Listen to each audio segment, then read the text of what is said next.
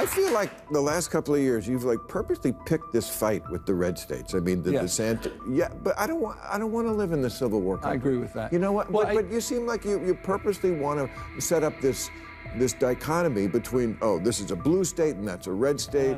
You got folks out there trying to bring us back to a pre-1960s world. America in reverse, rolling back voting rights, LGBTQ rights, women's rights, not just access to abortion, but contraception. I mean, it's a profound and consequential moment. And you could sit by and say, well, I really want to get along, as these guys are rolling back the clock. The governor gave this creepy speech where he was talking about speculators coming in and talking about what to do with the land of all these homes that have been burnt down. We're dealing with a myriad of issues. I was just talking to Josh Green, the governor down in Hawaii, who had some ideas around some land use concerns he has around speculators coming in, buying up properties. While it's still only 6% contained, and he did this little dance. Bill Maher had a fiery exchange with Gavin Newsom on Real Time with Bill Maher, and honestly, I didn't see this coming. Sure, Maher has been pretty critical of the so-called woke warriors and the left lately, but I didn't expect him to put Newsom on the spot like that. Maher masterfully pushed Newsom into a tough position,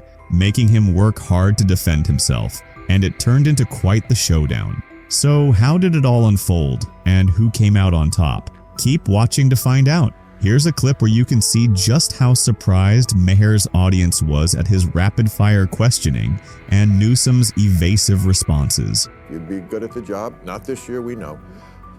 No, I know.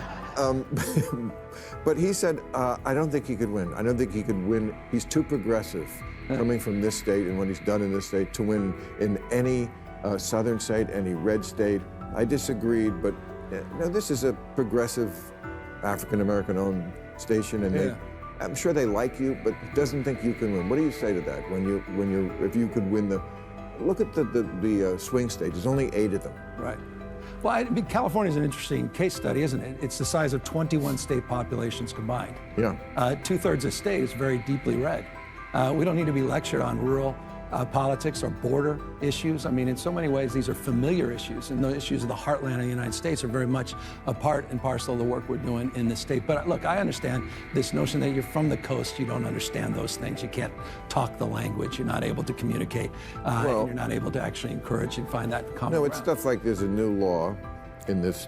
I think we have way too many regulations and laws, as we've talked about. And this one, I think, says if you're a department store with over 500 employees, you have to have a gender-neutral toy department. Yeah. Stuff like that. Yeah, I get it. So you think that's silly? You think that's a silly thing that we too much government there? If you listen closely, you'll hear the audience gasp at this question because honestly, no one expected Maher to put Newsom on the spot over that bizarre state legislation. You can even see the shock on Gavin's face, along with a slight stutter as he scrambles for a response. Maher had him completely trapped, almost like a cat toying with a jittery mouse.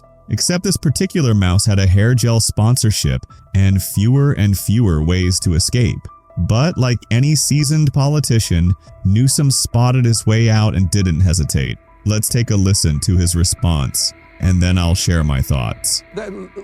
That's an interesting one because the department stores came to us supporting that. And they were the ones making a case for that. They were making a case they're already moving in that direction. Wanted you to make a law about them? Well, but they supported the legislation. It wasn't legislation that was enacted, that was initiated from my office, but it was legislation that came up with interesting support from the industry itself. But I understand how that's exploited, and good people can disagree. But that's not something we woke up and said, this is a top priority for the state, when we know what the top priorities are: homelessness, housing, the issues of crime, quality of life, and issues related to regulation and taxes, which are all top of mind. But I get how those things are weaponized. The question was pretty straightforward. Doesn't Newsom think the government is overstepping by requiring toy stores with more than 500 employees to have a gender-neutral section? But instead of giving a direct answer, because that would be too simple, California's governor takes us on a scenic detour, rambling about how department stores are totally on board with the decision. Sure. Even if that's true, it completely dodges the actual question. Classic Gavin move. This is what happens when left-leaning politicians try to defend their own policies They twist and turn like they're playing a game of political twister, hoping no one picks up on the contradictions. But Maher wasn't about to let him off that easy. Now watch how Bill Maher starts off by flattering Newsom. Pay close attention. All right, so one, I got you here because I live here and I'm not going anywhere. So I just want to make this a better state like everybody else. Amen. And good job this year making it rain. You're welcome. That was my legislative priority. Maher started with a bit of flattery, just enough to make Newsom squirm in his seat, like he could sense what was coming. And he was right. That nervous chuckle from the audience? Yeah, they felt it too. They knew their golden boy was about to walk straight into a rhetorical buzzsaw. Newsom, always the smooth-talking politician, was gearing up for his big mic drop moment, except Maher beat him to it. And when the moment landed, it wasn't just a mic drop, it was a full-on wrecking ball. The governor struggled, the audience cringed, and Maher just sat back, watching it all play out. And we still don't have enough water in the Colorado River and all this stuff. Yeah. And then whenever I read, 80% of the water goes to agriculture. Almonds. No one ever asked you about almonds? Oh, I'm going to ask you about almonds. We grow a boatload of almonds I'm well here. aware. You know how much water it takes? Many gallons. 1,900 gallons to grow a pound of almonds. Yeah. Come on, man. Take on big almond. Take on big almonds. I mean, it's not like we don't have the water. Another sharp question from Maher. For years, California officials have been sounding the alarm about water shortages, claiming the state's rivers just couldn't keep up. But surprise, surprise, investigations revealed there's actually plenty of water.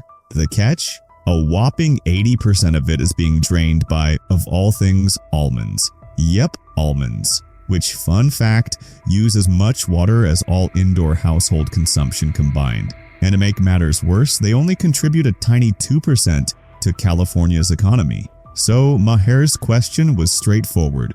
What is Newsom's office actually doing about this water crisis? Now watch as Newsom dodges the question like he's trying out for Dancing with the Stars. In those extreme years with these atmospheric rivers, wets are getting a lot wetter, dries drier, hot's getting a lot hotter. And so we've got to modernize our conveyance system. We've got to modernize our storage, not just above ground, but below ground. And so that's a big part of our focus and frame, including desalinization plants. We have 20 projects just on desal that we're working on today. So we put out a detailed water strategy that includes, by the way, getting that Delta Conveyance project back up and operational, and includes the first above ground off stream storage facility in half a century in the state, which, by the way, is being aided by a regulatory package I pushed forward to reduce red tape in the state of California and address the permitting quagmires that you rightfully pointed out. Did you catch all that word salad? Because I sure did. The question was simple.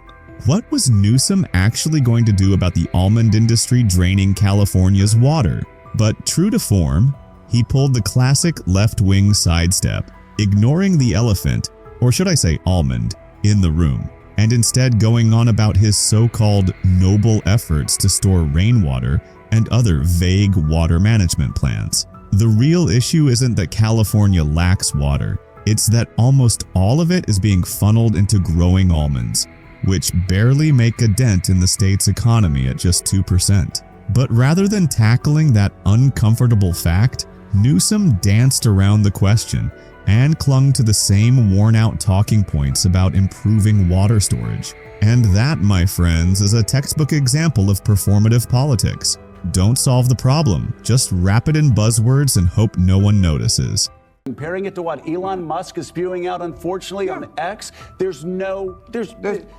sound like Brett Stevens now, with all due respect. It's a joke. That's a real time. And you sound like him, who looks like Rachel Maddow. Ken Martin guy, he said something I've heard Democrats say a lot. We didn't get our message out. Maybe I'm paraphrasing, but that's it. And I've said this before to Democrats. No, you did. That's the problem. Yeah. You did get your message out, and people don't like the message. But it was Axios that they gave the new media seat to, and that is to Mike Allen, who is like an established reporter in Washington. Axios has been around for like 5 years, sold for $500 million. I don't really consider it new media, and I thought it was interesting that was their first new media. It is new media, because old media sells for $1. That is true. The push for woke ideology is in full swing, but one person isn't afraid to hit the brakes and call out the nonsense. Bill Maher, the liberal comedian known for holding his own side accountable, just took apart an MSNBC host who jumped on the anti-Trump bandwagon. So what exactly did the host say that set this off, and how did Maher's sharp response leave them stunned? Here's everything you need to know. Ken Martin. Yep. I was not aware of who he was before. I did not think it got off to a great start, because I think they need to completely reroute themselves, and I don't think they did it. What do you think? Let's take a moment to really focus on the question and how Chris Hayes responds. The question was simple. Maher wanted to know how the Democrats plan to regroup after their election losses to Donald Trump. Now, pay attention to Hayes' answer. I think there's sort of two different imperatives that are in a little bit of tension with each other. So one, I think there's an imperative right now for the party to stand up against the most destructive things that Musk and Trump are doing. And I think they're doing some genuinely destructive things. I mean, there's people walking around the world right now with like devices inside their bodies from clinical trials sponsored by USAID that they can't get out. The guards that were guarding ISIS prisoners in Syria were paid on USAID salaries that got cut off. There's a 25-year-old mucking around the code base of the Treasury system. So there's things they have to do to try to oppose. But it's also the case that like all of the reflection that happened after losing that election and trying to figure about how do you win back people you lost was real and true. And I guess my feeling is you gotta fight, you gotta try different things, and you have to be authentic. You can't like reverse engineer any of this off a blueprint. And I really think this is true about politics. Steve Jobs once said, it's not the customer's job to know what they want. Like, it's our job. And you couldn't have reverse engineered Barack Obama off of George W. Bush. And you couldn't have reverse engineered Donald Trump off of Barack Obama. What happens in the end of an election is everyone sifts through the data and they come up with their perfect, their plan based on, well, this worked and with this group and we got attack here and there. And what politics about is a certain point is like innovation and communication. You got to come up with new stories. According to Hayes, it's not up to the customer to decide what they want, and it's not up to the voters to choose who they want either. Instead, that decision has to be made for them. In the Democrats' world, they believe they alone have the right to decide what voters should want. Sounds pretty ridiculous, right? Now, just wait for Bill Maher's response. Ken Martin guy, he said something I've heard Democrats say a lot. We didn't get our message out. Maybe I'm paraphrasing, but that's, and I've said this before to Democrats. No, you did. That's the problem. Yeah. You did get your message out, and people don't like the message. Bill Maher shut Chris Hayes down with one sharp sentence. People didn't like the message. End of story. While Hayes went on and on about reverse engineering political strategies and balancing multiple election battles, Maher got straight to the point. The answer wasn't buried under political jargon or complicated theories. It was simple. Give people what they actually want. Hayes' long-winded explanation only made it clearer just how out of touch the Democratic Party is with the average voter. Instead of addressing why their message didn't land, he sidestepped the real issue. But Maher wasn't buying it. He pointed out that the problem wasn't about campaign strategy or how things were presented. It was about substance. Voters heard the Democrats loud and clear. They just didn't like what they were selling. That's the uncomfortable truth the left keeps ignoring. It's not about tweaking the message, it's about changing what's being offered. If your message doesn't connect, no amount of political spin will fix it. And until Democrats come to terms with that, they'll keep losing ground. If you thought that was bad, just wait for Hayes' next comment. I think that I don't think there's anyone who hasn't had a moment across the political spectrum of some form of progressive communication that's either left them bewildered or a little like, I don't know about that. But I also think at the same time, there is a message of what I would call like common sense, patriotic pluralism. That is a majority message, which is like, if some father and mother have healthcare for their kid lined up who's trans, just stay the out of their business. Let them make that decision. That's their decision to make. And you don't have to make that for your family. You have to appreciate how the left's woke crowd loves to blur the lines. Here, Chris Hayes claims that if parents have arranged gender-affirming care for their kids, they should be free to move forward with the transition, and that no one else should have a say in it. But that's not the real debate, and it's certainly not what the left has been pushing. Bill Maher doesn't hesitate to step in and set the record straight. Oh, I mean, but the argument is whether the child should make the decision. But the child is never making the decision. The parents are always making the decision. Parents consent to medical care. Well, here in California, you're allowed to hide it from the parents if the kid is. Yes. Thank you, one person who knows that. But I mean, somebody knows that. What the left was actually pushing wasn't just about parental choice or supporting kids. It was about giving schools the power to decide whether a child could keep their transition process a secret from their own parents. In other words, kids could make life-changing decisions while the very people responsible for their well-being were completely left out. Schools would act as gatekeepers. Just think about that for a second. Parents who are both legally and morally responsible for their children could be entirely shut out of critical decisions about their child's health and identity. Is it just me, or does it seem like the left is already trying to distance itself from its own message just months after the election? Honestly, who could blame them? If my stance was that bizarre, disconnected, and borderline dystopian, I'd be running from it too. This isn't just about politics. It's about common sense, parental rights, and protecting families. The idea that bureaucrats and school officials somehow know better than a child's own parents isn't just absurd, it's dangerous. It's government overreach that most Americans simply won't accept. And deep down, the left knows it. That's why they're backpedaling, toning things down, and pretending this was never their position in the first place. Because when these extreme policies are put under a spotlight, even they realize just how out of touch and impossible to defend they really are. And that's exactly why so many voters walked away from the Democratic Party. Not because they didn't have a message, but because their message was completely detached from reality. Of course, legacy media played its part in pushing all of this. That's why independent media took center stage during Trump's re-election. And when Bill Maher confronted a left-wing guest with this reality, her response said it all. What do you think of the Trump White House admitting more influencers and podcasters into the press corps? Yeah, the press room is different. I mean, it reflects America. I think it's great. Yeah, you do. But it's mostly right-wing influencers and podcasters, obviously, but I think it's a good step. I mean, this is how people are getting their news. It is. I mean, how can you deny it? I was actually over there the other day, and it's packed in there. And I think even all the reporters, whether you're Legacy or the podcasting people, they're all happy. And then they have like the one rotating chair, which I guess is pretty cool. So there's always like somebody new that comes in. So this is you're at the White House, you're talking about?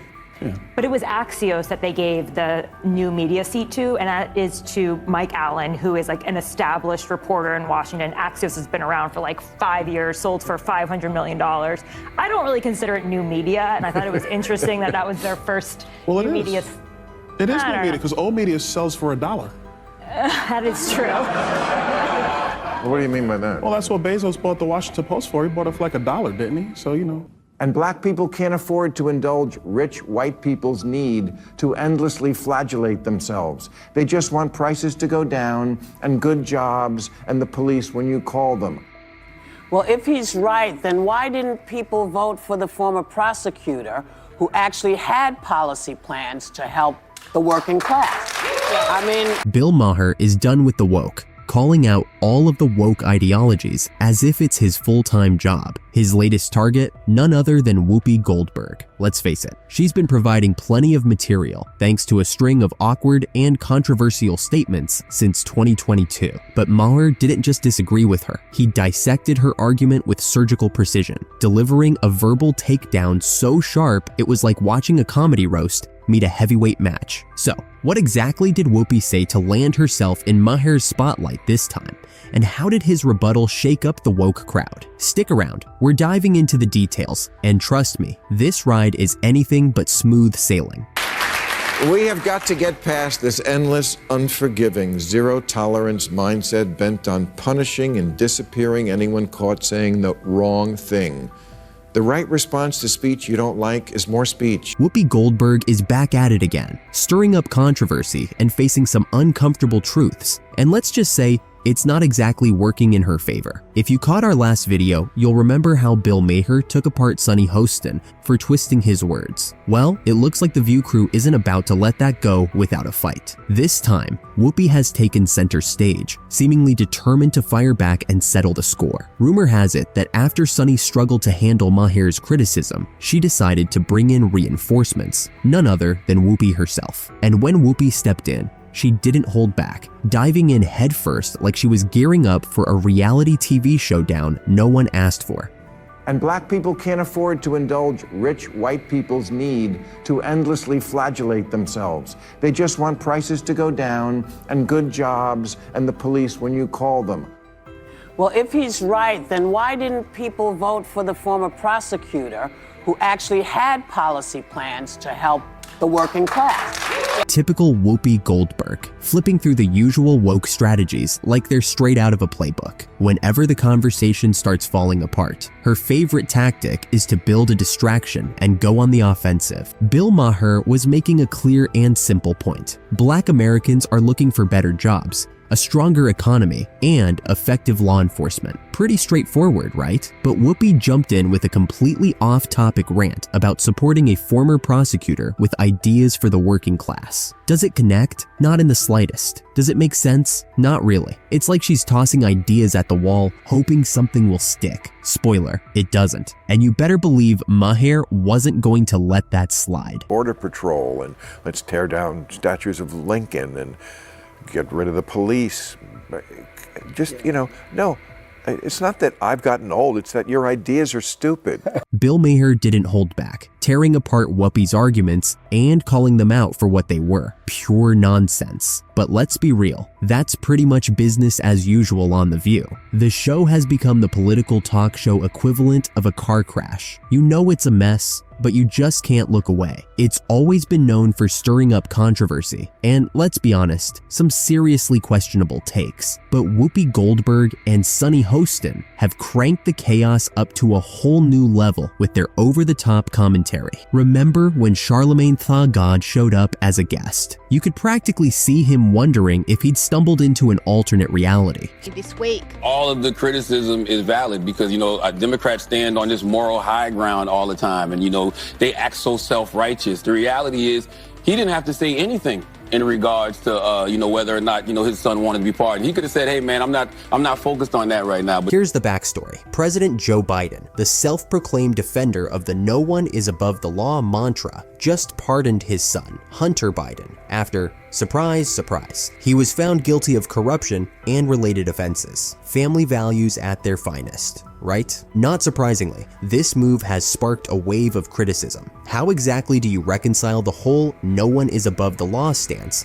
when your own son gets a get out of jail free card? It's like saying justice is blind. Unless your last name is Biden. Hunter's guilt was as obvious as a toddler with cookie crumbs all over their face, yet accountability seemed to conveniently slip off the family agenda. That's exactly the point Charlemagne Tha God was making. If the woke crowd insists no one is above the law, then maybe they should stick to their own standards. Seems straightforward enough, doesn't it? Well, Whoopi Goldberg apparently didn't think so. I'm gonna stop you for a second. Uh-oh. Only because you don't know that it was a lie. We don't know why he changed his mind. You really think he just changed his mind over Thanksgiving weekend all of a No, sudden? I'm gonna tell you what I think. Okay. Yeah. I think he changed his mind because he got sick of watching everybody else get over. And here we go again. Another cringeworthy moment courtesy of Whoopi Goldberg. This time, she's out here insisting that President Biden never lied when he claimed no one is above the law. Really, Whoopi? Because there's an overwhelming amount of proof, videos, audio recordings, and maybe even some ancient hieroglyphics, showing he said precisely that. This nation was founded on the principle that there are no kings in America. Each of us is equal before the law. No one is above the law. Seeing Whoopi confidently push such an obvious falsehood is like watching someone argue that water isn't wet while standing in the rain. Her mental acrobatics are so wild, they might just qualify her for the Olympics, though odds are she'd stumble over her own contradictions halfway through. Charlemagne's face said it all, pure disbelief, as Whoopi doubled down on her claims. But she didn't stop there. She actually floated the idea that maybe Biden simply changed his mind because he was fed up with people taking advantage of him. Charlemagne was so caught off guard, he didn't even know how to respond. So I'm just going to follow the straight and narrow always, because that's what's expected of Democrats. But that's their fault. They're the ones that they're the ones that go out there and they stand on this moral high ground. Listen, they don't have to do that. I'm a Democrat. The issue with the woke crowd is that they're quick to call out bad behavior, just as long as it's not coming from one of their own. When it's someone in their inner circle, the outrage suddenly fades into weak excuses or a sudden bout of selective amnesia. Naturally, Whoopi and her co-hosts managed to skate by unchecked with Charlemagne in the hot seat. But once Bill Maher caught wind of the situation, he essentially stepped in with a watch this attitude and unleashed one of the most brutal takedowns we've seen in a while. You love to speak truth to power, and we always should, but you have completely lost the ability to speak truth to... Maher couldn't have made his point any clearer. The woke mob likes to position themselves as the ultimate arbiters of truth and morality, but this time, their double standards were laid bare for all to see. Hunter Biden was guilty, no question about it. But because his father is in the White House, he gets a free pass with no consequences. If this were anyone else, the mob would be demanding blood. But when it's one of their own, suddenly, fairness takes a back seat to blatant favoritism. It's hypocrisy at its finest, and Maher was right to call it exactly what it is, a farce. The real question is, how much longer will Americans stand for this two-faced behavior? This isn't just about Hunter Biden. It's about a system that bends over backward for the powerful while punishing everyone else without hesitation. Maher's takedown wasn't just timely, it was a much-needed wake-up call for anyone still holding on to the illusion that we live in a fair system. If we continue to ignore these double standards, we risk losing sight of any real sense of justice. Austin's obsession with race gets thrown back in her face. Today's video comes to us from sunny Austin. Sounds like a town. We're in sunny Austin. Wow. I'm a little bit in shock. I just always thought of myself as Puerto Rican, half Puerto Rican. I didn't think I was, my family was originally from Spain and slaveholders. Sunny Hostin recently found herself in the spotlight, but not for the usual reasons. Known for her strong opinions on racial justice, reparations, and systemic oppression, she's built her career on standing up for what she believes is right. But her appearance on PBS's Finding Your Roots took an unexpected turn, shaking up that image.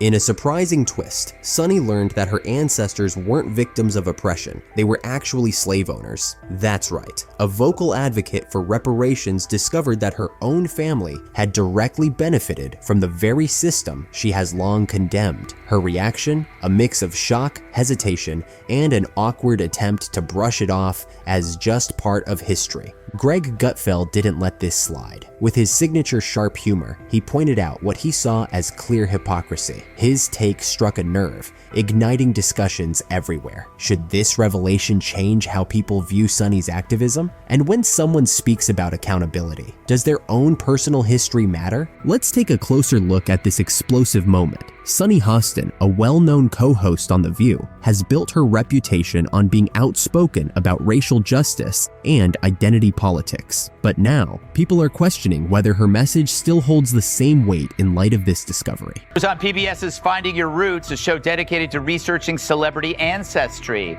For context, Sunny is a staunch supporter of reparations and has made a fortune spewing nonsense about white privilege and racial justice. Well, turns out she's not as oppressed as she claims she is. She's actually the descendant of slave owners from Europe. Sunny Hostin often presents herself as a strong model voice, passionately speaking on issues like reparations and systemic oppression. She doesn't hold back when criticizing white privilege and is a firm believer in holding people accountable for America's historical injustices. Her advocacy is centered around bringing awareness to equity, and confronting uncomfortable truths about race and privilege. Over the years, she has become a prominent figure in the push for reparations and a fierce, unapologetic commentator on systemic racism. But her appearance on PBS's Finding Your Roots took an unexpected turn, one that neither she nor her audience saw coming. Viewers tuned in expecting a familiar narrative, an ancestral history of oppression that aligned with her strong stance on racial justice. Instead, what they got was a shocking revelation. Sonny's ancestors weren't victims of oppression. They were actually slave owners. Her reaction, pure disbelief. She stumbled over her words, clearly caught off guard, and made an awkward attempt to downplay the revelation as just a fact of history. How are you feeling, my friend? I think it's actually pretty interesting that my husband and I have shared roots. Yeah. So I do appreciate that. And I think it's great for our children to know this information. I guess it's a fact of life that this is how some people made their living, on the backs of others. Sonny was visibly shaken, struggling to process what she had just learned. After a pause, she hesitantly admitted, "I just always thought of myself as Puerto Rican. I never imagined my family were slaveholders." The silence that followed was thick with irony. It didn't take long for the internet to explode. Social media was flooded with memes mocking the moment, including one that read, "Reparations? Let me write that check to myself real quick." While some fans defended her, many couldn't ignore the glaring contradiction between her personal history and the views she so passionately promotes. The revelation reignited discussions about accountability and whether personal history should factor into activism. Sonny, who is usually the one calling out others, now found herself on the receiving end of criticism. Greg Gutfeld didn't waste any time delivering a sharp, humorous take on the situation. His most cutting remark? Sonny's ancestors were slave owners. That's like finding out a vegan secretly owns a barbecue joint. On, new episodes of The View when she tries to pull the race card. Yes. And then she's like, America is racist. And then they're like, yeah, they might be racist, but they're not like slave owner racist. like somebody that we... That's so true. Yeah. One thing, and I would have even actually not give her any, is she said, well, I guess that's just what they did back then. Yeah. She should have followed that up with saying something along the lines of, and I understand that that's a departure from the way I've talked about this before. The punchline landed perfectly, and the audience burst into laughter. But Gutfeld didn't just stop at making jokes. He used the moment to call out what he saw as blatant hypocrisy. For years, Sonny has been outspoken about holding others accountable for their ancestry, often framing her arguments around systemic oppression and historical responsibility. Yet, when confronted with her own family's troubling past, she seemed to shrug it off, calling it just a fact of life. Gutfeld didn't let that slide. He pointed out how moments like these reveal the risks of identity politics, when the story someone pushes doesn't quite match the reality. He argued that Sonny's moral high ground had taken a serious hit, and stressed the importance of self-awareness and nuance when discussing complicated topics like race and history. It is funny. She is so wrapped up in identity and she had no idea who she was. Well, now we understand why she always makes Whoopi get the coffee.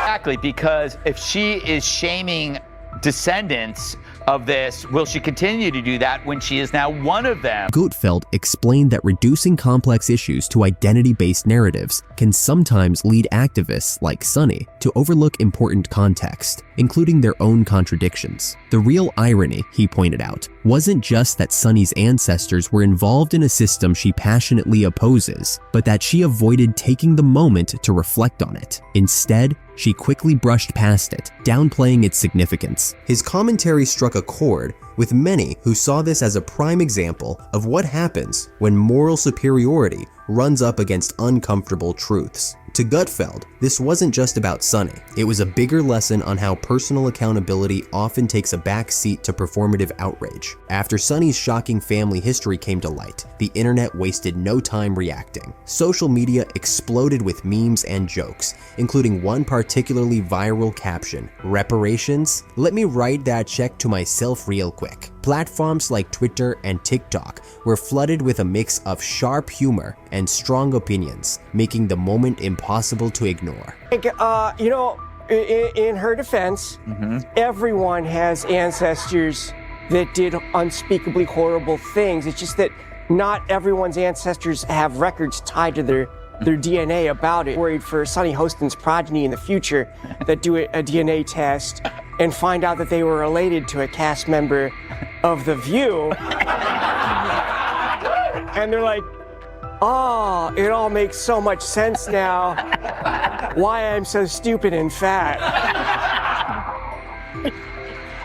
Some people defended Sonny, saying she shouldn't be blamed for what her ancestors did, but many others couldn't ignore the obvious contradiction. Sonny, who has built her platform on holding others accountable for their history, seemed to brush off her own with nothing more than a casual shrug, calling it just a fact of life. This sparked a heated debate. Should public figures like Sonny be held to the same moral standards they demand from others? Critics argued that her response lacked the reflection and growth expected from someone so outspoken about accountability. The irony of the situation made sure the backlash didn't fade quickly, keeping the conversation going for weeks. The fallout from Sonny's revelation didn't just stir up controversy, it also made things awkward on The View. When the bombshell dropped about her ancestors being slave owners, the usual lively energy at the table disappeared into an uncomfortable silence. Even Whoopi Goldberg, known for her quick comebacks, hesitated, seemingly unsure how to handle such an ironic twist. Meanwhile, over on Greg Gutfeld's panel, the reaction was the complete opposite. His co-hosts didn't hold back, throwing in sharp but playful jabs. One even joked that Sonny might have to start shaming herself for her family's past. The panel's laughter drove home their criticism of what they saw as her double standards, further exposing the cracks in her moral high ground. Rosie O'Donnell also weighed in, offering a more thoughtful perspective on the situation.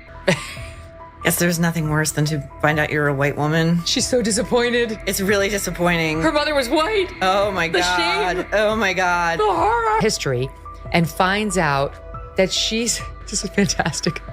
She is descended from slaveholders. She's descended from slaveholders, and she's been apparently getting a lot of mail about her call for reparations because it turns out she's going to be paying them and not actually receiving them. Rosie O'Donnell emphasized that people should be judged by their actions, not their ancestry, while also pointing out how identity politics can sometimes oversimplify complex issues like race and history. Her perspective highlighted how discoveries like these can challenge rigid narratives and force uncomfortable self-reflection. The reactions from both Sonny's supporters and critics revealed a clear divide. Some saw this as an opportunity to discuss personal accountability, while others viewed it as yet another example of identity politics backfiring in a big way. No matter where people stood, the tension surrounding Sonny's response was impossible to ignore. Her reaction to her family's shocking past felt like a missed opportunity. Instead of using the moment to reflect or start a meaningful conversation about the complexities of ancestry and accountability, she brushed it off as just a fact of life. For someone who has built a career on holding others to high moral standards, this casual dismissal left many feeling unsatisfied. This could have been a moment of growth. Sonny had the chance to acknowledge the irony, share her personal struggle with reconciling her family's past, and use the revelation to deepen discussions about historical injustices. It could have served as a powerful reminder that no one's history is simple or without contradictions, but instead, the focus shifted to her perceived hypocrisy and unwillingness to confront her own past, turning what could have been a meaningful dialogue into yet another debate over accountability. Sonny's story is a clear example that no one's history is without complexity, and that moral certainty can quickly unravel when inconvenient truths come to light. Her situation raises an important question. If you demand accountability from others, shouldn't you be willing to hold yourself to the same standard? With the internet's reaction, viral memes, and Greg Gutfeld's sharp commentary, this moment isn't fading anytime soon. Whether Sonny chooses to address it head-on or ignore it completely will shape how people remember her. Step into Hollywood, where the drama spills off the screen and into the real world. The glossy image of the entertainment industry is starting to crack, revealing a whole new layer of chaos. Once the epicenter of creativity and endless entertainment, it now feels stuck in a constant whirlwind of trouble. With studios collapsing, streaming platforms hemorrhaging money, and creators caught in the middle, things have never been more turbulent. But no story stands out quite like the explosive showdown between Robert De Niro and Warner Brothers. And just when you thought it couldn't get any crazier, Bill Maher enters the fray, publicly calling out De Niro and stoking the flames of their already heated feud. So why is Trump winning? I mean, the New York Times poll this week came out, and maybe this will change it with the State of the Union address, but Trump was beating him rather soundly. It was quite a warning light, 48-43, also winning way more among women than he had before, winning outright Latinos. What do you attribute that to? I don't know. I just don't want to feel the way I did, and many of us don't, after the election in 2016, where we couldn't believe that it happened. The guy is a total monster. And anybody, I don't understand it. I guess they get behind that kind of logic. They want to fuck with people, screw them, because they're unhappy about something. He's such a mean, nasty, hateful person. I never play him as an actor because I can't see any good in him. Nothing.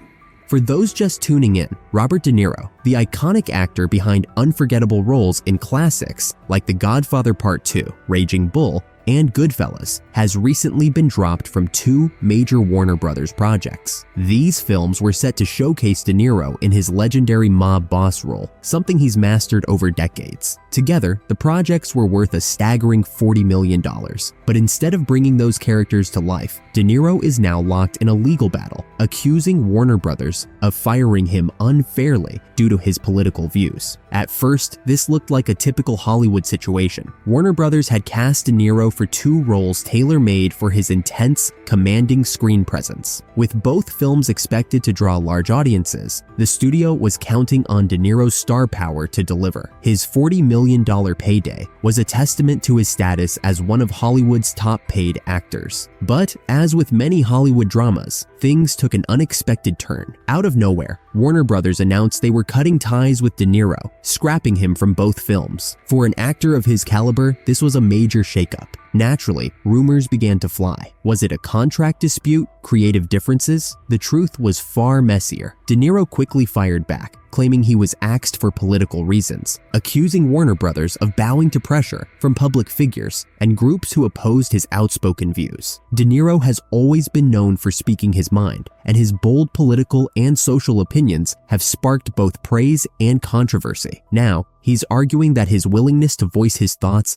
has cost him big roles. But Warner Brothers has a much different and far more contentious take on the situation. Insiders from the studio argue that De Niro's firing wasn't about his political stance, but how he expressed it. Sources say his controversial comments angered a large portion of the public, forcing Warner Brothers to make the tough decision to part ways with the actor to protect their brand. Robert De Niro is notorious for never holding back, and his bold views on political and social issues have sparked both admiration and controversy throughout his career. Now, he's claiming that speaking his mind has cost him major roles, but Warner Brothers is offering an even juicier explanation. Studio insiders say the decision to part ways with De Niro wasn't about his politics, but rather the way he voiced them. Allegedly, the actor made a series of inflammatory remarks that ruffled a lot of feathers and offended large swaths of the public. This reportedly triggered Warner Brothers executives, including CEO David Zaslav, to step in and take decisive action. Things didn't stop there. De Niro's financial demands only added fuel to the fire. Sources say he requested a whopping $60 million for the 2 films, plus higher residuals, all while the studio was already facing budget concerns. As tensions built, Warner Brothers made the call to sever ties, a move that quickly sparked a public frenzy. Refusing to go down without a fight, De Niro is now gearing up for a legal battle that could rival anything he's faced on screen. He's suing Warner Brothers and CEO David Zaslav, claiming they fired him for political reasons. In his lawsuit, De Niro accuses the studio of buckling under pressure from groups opposing his views and intentionally sabotaging his career by cutting him from the projects. He's demanding $40 million